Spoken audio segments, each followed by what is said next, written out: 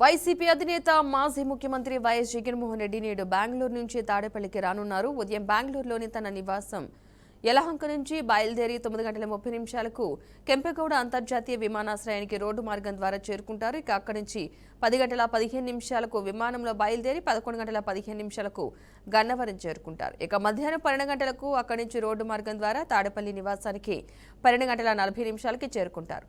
అనంతరం అందుబాటులో ఉన్న వైసీపీ ముఖ్య నాయకులతో వైసీపీ జగన్ సమావేశమవుతున్నట్టుగా తెలుస్తోంది. తాజా రాజకీయ పరిణామాలపై ఈ సమావేశంలో చర్చించడంతో పాటు ప్రభుత్వ ప్రజా వ్యతిరేక విధానాలపై ఏ విధంగా ముందుకు సాగాలి అనే దానిపై దిశానిర్దేశం చేస్తారు.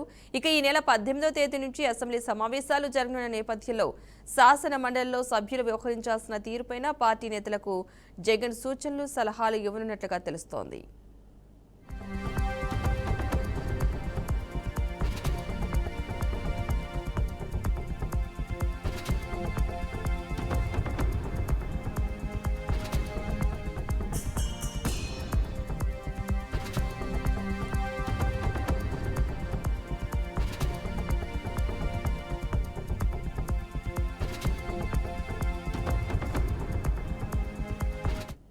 విద్యుత్ పంపిణీ రంగంలో సంస్కరణలకు కేంద్ర ప్రభుత్వం మరింత వేగం పెంచుతోంది. డిస్కంల ఆర్థిక పరిస్థితిని మెరుగుపరచడం లక్ష్యంగా విద్యుత్ చట్ట సవరణ బిల్లును రాబోయే పార్లమెంటు బడ్జెట్ సమావేశాల్లోనే ప్రవేశపెట్టనున్నట్లు కేంద్ర విద్యుత్ శాఖ మంత్రి మనోహర్ లాల్ ఖట్టర్ స్పష్టం చేశారు. ఏళ్ల తరబడి అప్పుల ఊబిలో కూరుకుపోయిన విద్యుత్ పంపిణీ సంస్థలను గాడిలో పెట్టడమే ఈ బిల్లు ప్రధాన ఉద్దేశమని మంత్రి తెలిపారు. విద్యుత్ రంగంలో పారదర్శకత, ఆర్థిక క్రమశిక్షణ తీసుకురావడం ద్వారా డిస్కంలను లాభాల బాట పట్టించాలన్నదే కేంద్ర ప్రభుత్వ లక్ష్యమన్నారు.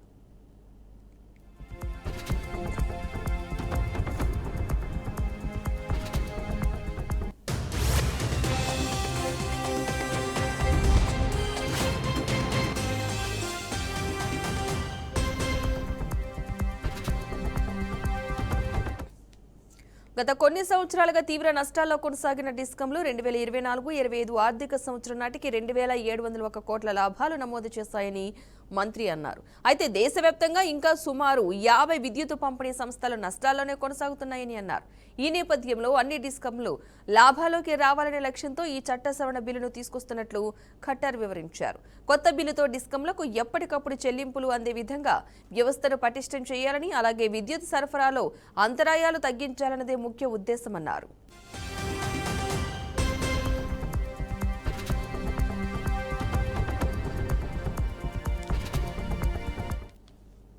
ఇక ఈ ప్రతిపాదనపై ఇప్పటికే రాష్ట్ర ప్రభుత్వాలతో సంప్రదింపులు జరుగుతున్నాయని, వారి సూచనలు కూడా పరిగణలోకి తీసుకుంటామని మంత్రి తెలిపారు.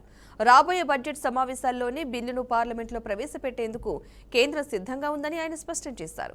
అయితే ఈ బిల్లుకు all India power engineers federation తీవ్రంగా అయితే వ్యతిరేకిస్తోంది. ఈ బిల్లుతో విద్యుత్ రంగాన్ని క్రమంగా ప్రైవేటీకరించేందుకు కేంద్ర ప్రభుత్వం ప్రయత్నిస్తోందని ఏఐపిఈఎఫ్ చైర్మన్ శైలేంద్ర దూబే ఆరోపించారు.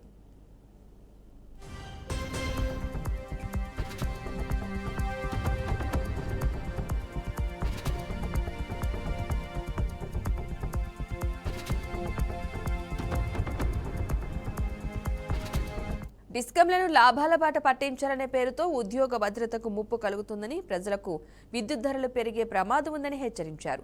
కేంద్ర ప్రభుత్వం ప్రతిపాదిస్తున్న విద్యుత్ చట్ట సవరణ బిల్లుపై రాజకీయంగా, ఉద్యోగ సంఘాల పరంగా తీవ్ర చర్చ సాగుతోంది. బడ్జెట్ సమావేశాల్లో ఈ బిల్లు ఏ రూపంలో ఆమోదం పొందుతుందో, రాష్ట్రాల స్పందన ఎలా ఉంటుందో అన్నది ఆసక్తికరంగా మారింది.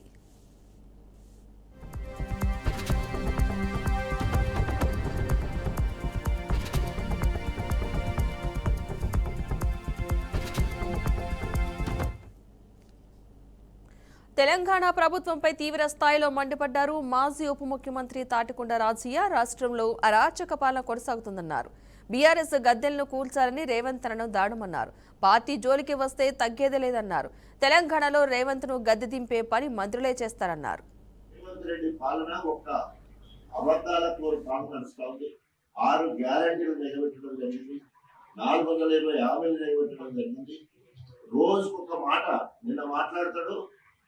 రేవంత్ రెడ్డి నిన్న మాట్లాడతాడు. బీఆర్ఎస్ పార్టీ భూస్థాపితం చేస్తున్నట్టు మొత్తం కూడా సమాధి చేస్తాడు. బీఆర్ఎస్ పార్టీ తెలంగాణలో సమాధి చేస్తానమాట. తీవ్రంగా సిగ్గు ఉండాలి, శరం ఉండాలి. నీకు సమాధి కట్టబోతా ఉన్నారు. నీ అనుచర క్యాబినెట్ మంత్రులే నీకు సమాధి కట్టబోతున్నారు. నువ్వు మరి విదేశీ పర్యటనలో వారం రోజులు పోతావట. ఇక్కడికి వచ్చారంటే నీ సీట్ ఏమవుతుందో తెలియని పరిస్థితి ఉన్నది. అలా పేపర్లో చూస్తా ఉన్నాం. ఇలా కాంగ్రెస్ వాళ్ళందరూ తిరగబడితే మళ్ళీ చంద్రబాబు నాయుడు సంకట చూడటానికి నువ్వు రంగం సిద్ధం చేసుకుంటావని కూడా చెప్పడం జరుగుతుంది. తస్మాత్ జాగ్రత్త రేవంత్ రెడ్డి. ఒక్కసారి మరి మళ్ళెత్తు మాట బీఆర్ఎస్ పార్టీ అంటే మొత్తం బీఆర్ఎస్ పార్టీ అందరు కలిసి ఒక్కసారి ఫూ అని ఉంటే ఎక్కడికో కొట్టుకో పరిస్థితి ఉంటుంది. అది ఒకటేమో ఆ మాట అన్నాడు. రెండో మాట ఏమన్నాడంటే ఒక రాజ్యాంగబద్ధమైన పోస్ట్ లో ఉండి, రాజ్యాంగ పరిధిలో ఉండి, ఆయన రాజ్యాంగాన్ని పరిరక్షించే ముఖ్యమంత్రిగా ఉండి వీళ్ళ సంఘ విద్రోహులు మాట్లాడినట్టు బీఆర్ఎస్ పార్టీ గద్దలు కూల్చండి అని చెప్పేసి మాట్లాడారు. బీఆర్ఎస్ గద్దలు అంటే అవి సమ్మక్క సారలమ్మ గద్దెలతో సమానం. వాటి ముట్టుకుంటే ఆ గద్దలను ముట్టుకుంటే భస్మం అయిపోతారని చెప్పేసి కూడా హెచ్చరిస్తా ఉన్నారు. ఎవరైనా కాంగ్రెస్ తొత్తులు ఎవరైనా కనుక బీఆర్ఎస్ పార్టీ గద్దెల దగ్గరికి వస్తే మాడి మష అయిపోతారని చెప్పేసి అది సమ్మక్క గద్దెలకు ఎంత పవర్ ఉందో 60 లక్షల సభ్యత్వంతో మార్కాపురం జిల్లా గిద్దలూరులో బలిజ సంఘం నాయకులు శ్రీకృష్ణదేవరాయల విగ్రహానికి పూలమాల వేసి ఘన నివాళులర్పించారు. శ్రీకృష్ణదేవరాయలు ప్రజల కోసం చేసిన మంచి పనులను స్మరించుకుంటూ ఈ కార్యక్రమం నిర్వహించారు. ఈ కార్యక్రమంలో బలిజ సంఘం అధ్యక్షులు కమ్మతం శ్రీనివాసులు, ప్రధాన కార్యదర్శి గోనుగుంట్ల నరసింహారావు, శాశ్వత ప్రధాన కార్యదర్శి ఎల్ల శివకోటేశ్వరరావు, ఇతర పలువురు బలిజ సంఘం నాయకులు ఈ కార్యక్రమంలో పాల్గొన్నారు.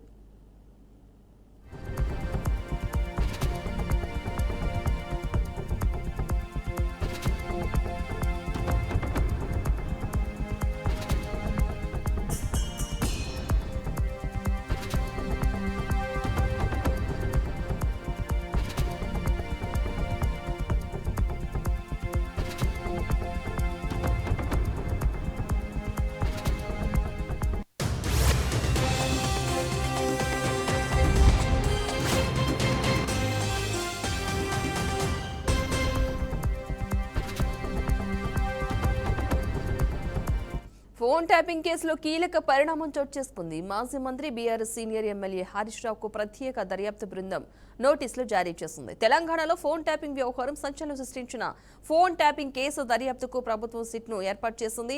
ఈ నేపథ్యంలోనే ఫోన్ ట్యాపింగ్ కేసులో నేడు ఉదయం 11 గంటలకు జూబ్లీహిల్స్లోని పోలీస్ స్టేషన్కు విచారణ నిమిత్తం హాజరు కావాలని సిట్ హరీష్ రావుకు ఇచ్చిన నోటీసుల్లో పేర్కొంది. మాజీ మంత్రి ప్రస్తుతం సిద్దిపేట పర్యటనలో ఉన్నారు. ఆయన ఇంట్లో లేని సమయంలో సిట్ ఈ నోటీసులు ఇచ్చింది. ఈ కేసులో ఇప్పటికే పలువురికి నోటీసులు ఇచ్చి దర్యాప్తు బృందం వారిని విచారించింది.